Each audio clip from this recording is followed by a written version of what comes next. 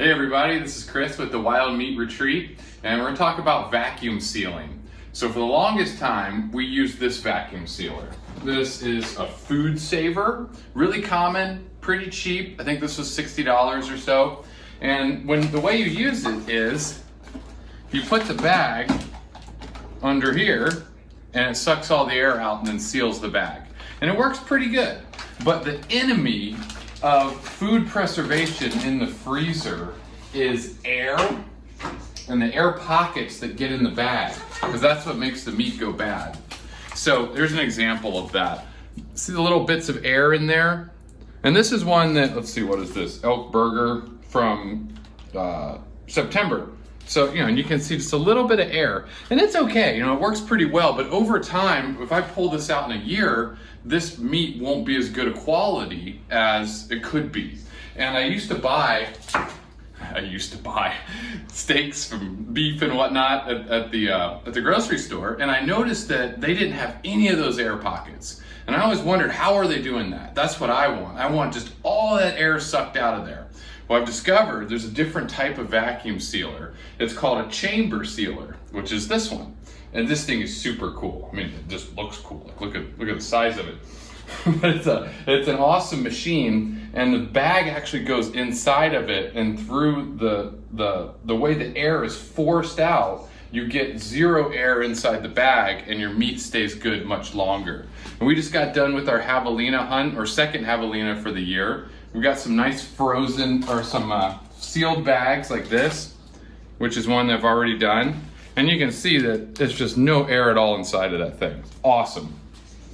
So I'll give you a quick demonstration how it works. It's pretty cool how it just blasts the air out of there. Okay, so I've got a bag of javelina backstrap ready to go.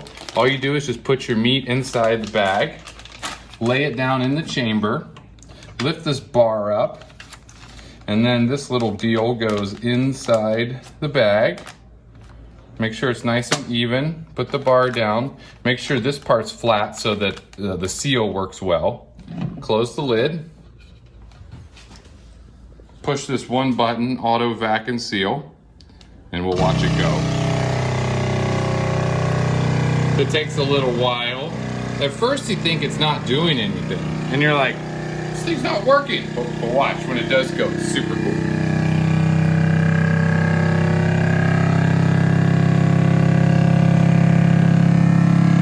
See it counting down on the little timer here, which is all adjustable, which is pretty neat.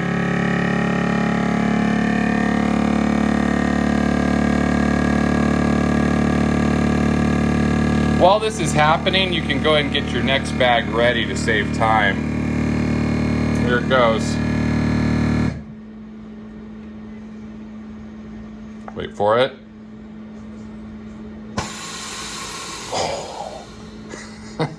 So cool.